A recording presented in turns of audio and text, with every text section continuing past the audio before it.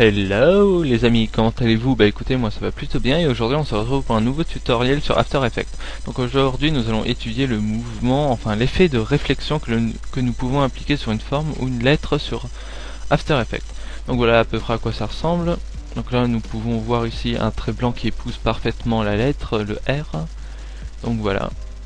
Donc cet effet est applicable sur les les lettres, tout ce qui est texte, forme, enfin vous pouvez l'appliquer à tout. Donc nous allons voir justement cet effet sur cette lettre là.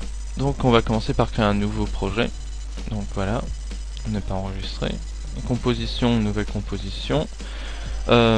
Titre de la composition tuto, largeur 1280 pixels sur une hauteur de 720 pixels. Puis après une cadence d'image à 29,97 images par seconde et une durée de 10 secondes. Avec un arrière-plan noir. Donc on fait OK, on sélectionne l'outil rectangle pour avoir un fond. Ce que je vais faire c'est que j'ai déjà mon fond, donc E0D1 D7. Je vais double-cliquer sur le rectangle, je vais tout replier et je vais appuyer sur... Non, je vais d'abord le renommer. Donc ça va être background. Et je vais le verrouiller en appuyant sur le cadenas. Donc voilà, donc on a déjà notre rectangle, notre fond. Donc moi je vais mettre 100%. Parce que comme on applique ça que sur une lettre, comme ça vous allez bien voir avec la qualité et tout. Donc on va faire clic droit, créer, texte, R majuscule, et la police s'appelle Forte. Donc là on arrive avec une lettre, bon je vais pas le centrer, c'est pas grave, sur une lettre blanche, donc c'est celle que, justement la couleur de la réflexion. Mais on va commencer donc par la couleur de base, celle du fond. Donc vous appliquez celle que vous voulez, moi je vais appliquer la même que j'avais utilisée pour l'intro. Donc le code couleur c'est C56 E93. OK. Sauf que je l'avais pas sélectionné, n'oublie pas de sélectionner la lettre, enfin le calque, donc c'est C56 E93. OK, donc on a notre lettre. Et ce que l'on va faire, c'est qu'on va déjà appliquer tous les effets que nous voulons sur cette lettre. Donc par exemple, donc là je vais peut-être quand même faire ajuster ça. Donc je vais faire position par exemple. Je vais peut-être donc une position à 1 seconde. Je vais aller à 15 centièmes, je vais le baisser, je vais tout sélectionner, appuyer sur F9, moi je vais pas le faire sinon ça met sur pause mon enregistrement. Donc on a fait un lissage de vitesse et on va régler tout ça avec l'éditeur de graphique. Donc pour avoir plus d'informations sur l'éditeur de graphique, je vous invite à suivre mon tutoriel dessus. Là c'est peut-être un peu trop rapide. Voilà, ça me paraît pas trop mal. Voilà.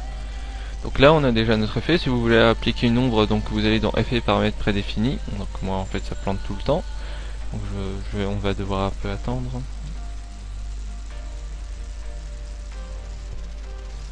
Bref, voilà, c'est bon. Et vous allez cliquer, marquer dessus, c'est ombre portée. Donc après avoir justement... Alors si vous n'avez pas cette fenêtre là, donc vous allez dans affichage et vous avez ici dans fenêtre.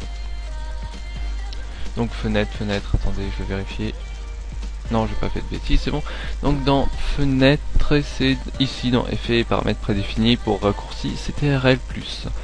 Sinon, vous pouvez aller dans perspective. Alors où est-ce que c'est perspective? Bref, voilà, donc pour avoir justement cette fenêtre, donc vous faites ça. Donc maintenant nous avons donc la proposition de ombre portée. Ce que l'on va faire, c'est qu'on va prendre et le glisser sur le R. Donc là on a une ombre qui s'est formée. Moi, je vais la rendre un peu plus forte. Je mets d'habitude 75% approximativement, donc je vais peut-être le mettre à 100%. Ça me paraît pas trop mal avec une distance de 5 pixels. Je crois que c'est des pixels, ouais. Et une direction de 135 degrés, ouais, ça me paraît pas trop mal. Voyons voir.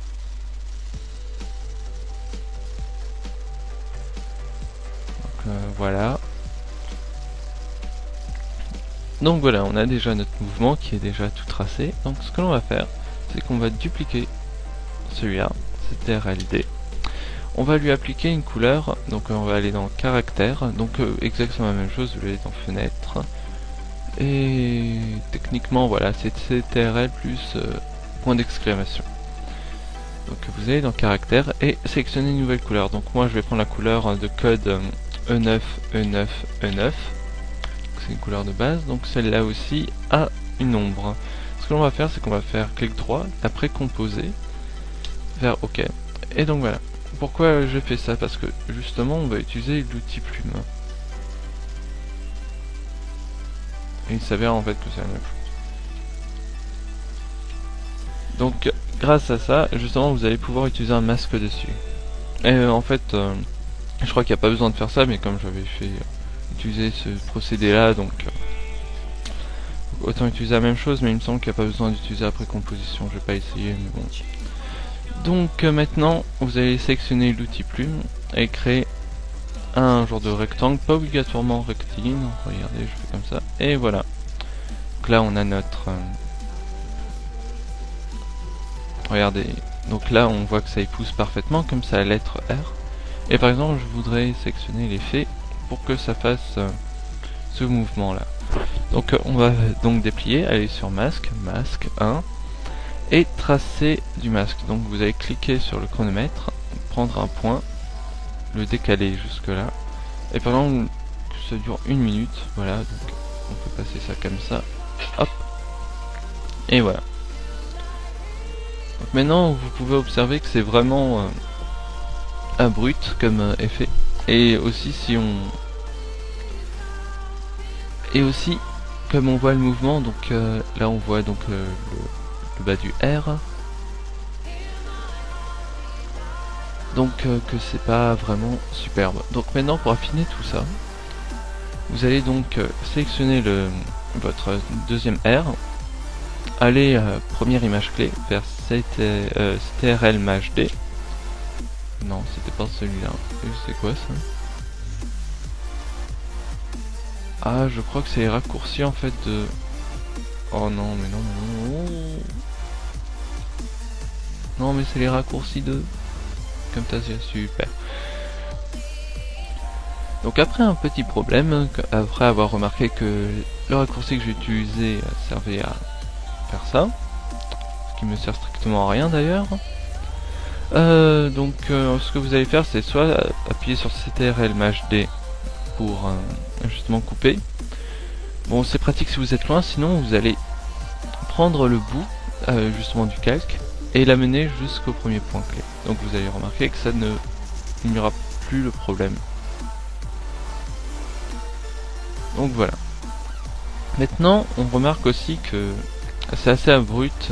On voit pas comme ce que j'avais fait avant, un peu le rose et tout. Donc ce que l'on va faire, c'est qu'on va régler l'opacité et on va le mettre à peu près à 45. Et voilà. Bon, après c'est suivant votre goût, donc moi j'avais fait ça. Donc voilà. À la limite, vous pouvez aussi lisser l'effet, c'est-à-dire sélectionner tout, clic droit, lissage de vitesse, aller sur l'éditeur de graphique et régler ici les images clés. Donc là on a un effet beaucoup plus rectiligne, beaucoup plus lisse, avec un effet d'accélération et de ralentissement. Donc ça me plaît pas vraiment, donc à la limite le modifier un peu comme ça. Voilà.